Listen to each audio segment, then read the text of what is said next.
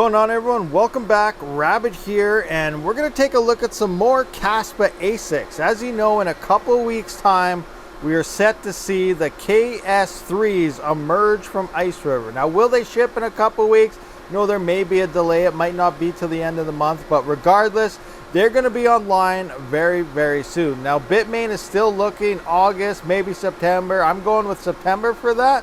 But I'm going to look at the KS0, and we got a list going on between all the Ice Rivers as well as Bitmain's miner. And we're going to look at pricing to see which one is best for you. And you may shake your head, you don't know, but what if I told you the KS0 is probably the worst bang for your buck that you could possibly get? This is the worst KASPA miner in the history of KASPA ASICs. Now, there aren't even that many KASPA ASICs, so you know it's not very hard to compete with them right now. But this one is going to cost you the most amount of money out of all of them compared to what you get. So those are the stats we're actually going to look at throughout this video. Now, KASPA is causing massive FOMO because the current profitability is looking so damn good. But we got to keep in mind, when all these things hit the network, those numbers are going to change drastically. It's not going to be wicked, awesome, profitable mining forever. Things are about to change, and things are going to happen fast when that profitability starts dumping like crazy. Regardless,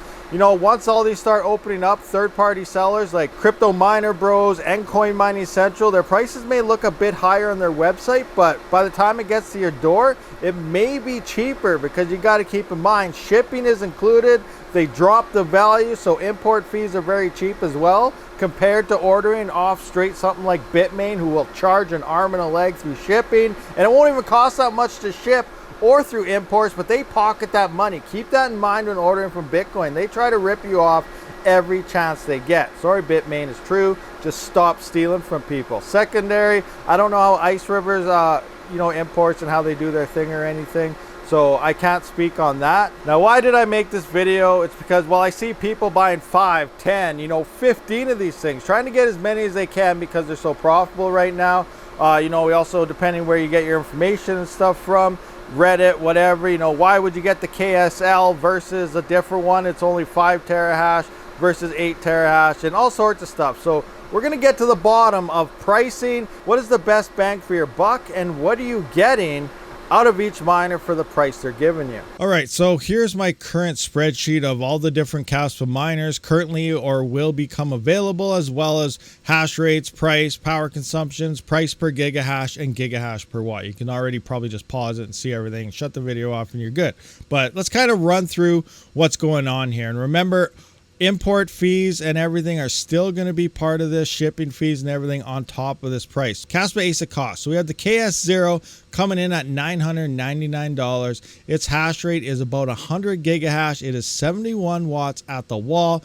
Now, that price per gigahash is actually $9.99. I have it in red here because it's the most expensive miner that you could get for the hash rate per gigahash. It's pretty much $10 here per gigahash of what you're getting, and the efficiency is the worst of them all as well. And efficiency is what's going to come into play once the network hash rate explodes and drops that profitability. You're going to want to be using the least amount of power possible. Now, at this point, this thing does only use 71 watts, so it's not going to make you go bankrupt by covering your power bill. So this is another big thing for home miners, apartment buildings, whatever.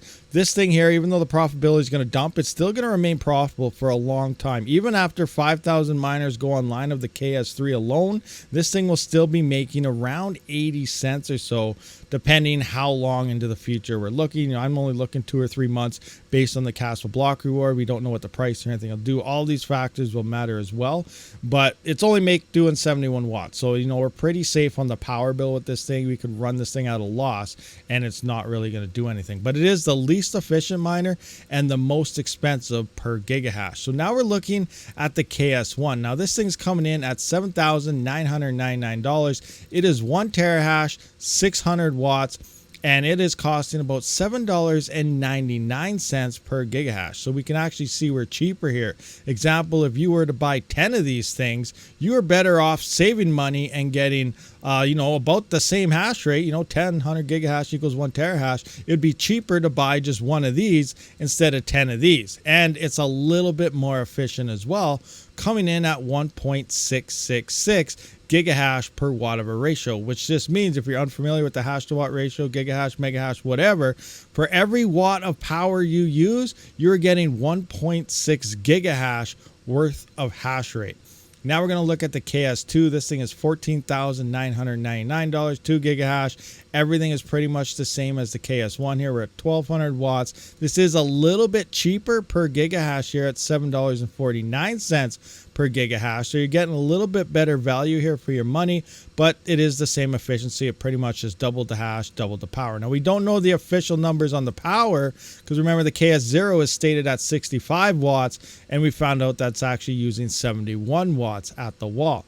Now we're moving into the KS3L and the KS3. So the KS3L is, it's a light hash rate. I don't know what the L actually stands for. This is what we see Bitmain do all the time. Like when they released their 9.5 gigahash L7, it's the same thing. They dropped it down to like 9.3, 9, 8.8. It's just less performing chips in the same miner, so they just dropped the price a little bit. This is the exact same thing that's going on. So, if you're questioning why would I get that, and you bought like something less than a 9.5, very same reason here. It is more value for your money. So here we have the KS3L at $24,800. Now that might seem like quite a bit. You're getting 5 terahash. This is using 3,200 watts, the most out of all the miners here, but it is the best in value. This is actually, you're only paying $4.96 per gigahash of hash rate that you're getting. This is the best value miner that you could possibly buy. So if you're looking to expand your farm and getting the best bang for your buck,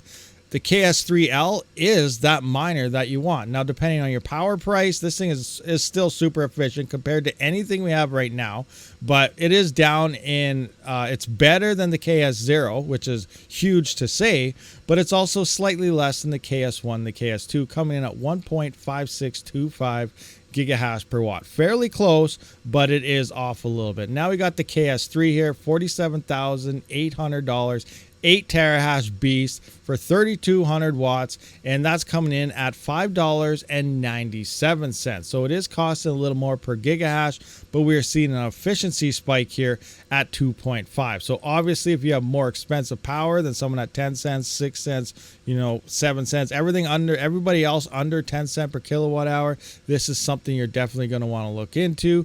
But then we got the KS3 from Bitmain, and this thing is an absolute beast. Now it is $49,800, 8.3 terahash of freaking hash rate at 3,188 watts. Now that is coming in at $6 per gigahash, but it is also the most efficient miner that you could buy for KASPA. This is where, if your power is high, this is what you want, and you would probably spend more money to do this because it's the most efficient way to mine KASPA once these things emerge. Now again, if you have cheaper power prices, it doesn't matter as much. And this one right here, I would probably go with the KS3 because you're getting the best bang for your money, and then you can stack them up and end up with more, and you'll be using more power. But again, you have very cheap power in the first place. So, cheap power, people with 6 cents or less is probably going to stack up on KSLs here, because that would be the best way to go about it for your cost. If you have expensive power, you're probably going to want to nail the Bitmain one. All said and done at the end, once all of these start emerging, especially once Bitmain starts releasing it, that network is going to go high in hash rate. It's going to spike like crazy, and we're going to see about 90% reduction in profitability. It's going to be absolutely insane how bad those profits are actually going to drop. All right, guys, so there we have it. Quick video here, but it's looking like the KSL is the best value miner for your buck, and the KS0 is the least efficient miner. It's the worst hash rate miner, and it's the most expensive per gigahash. So in theory, this is absolutely the worst miner you could buy for KASPA, but it does come with the advantage of only 71 watts. So again, it's not going to destroy your power bill. It's most likely going to remain profitable for quite some time. but those other ASICs are a lot better value for your money, and they're running quite a bit more efficient. So thank you for checking out this video, guys. Let me know your thoughts and opinions on KASPA, these KASPA ASICs. If you're planning on getting one, not planning on getting one, down in the comment section below. And again, check them links out. I'll see you on the next one. Rabid out.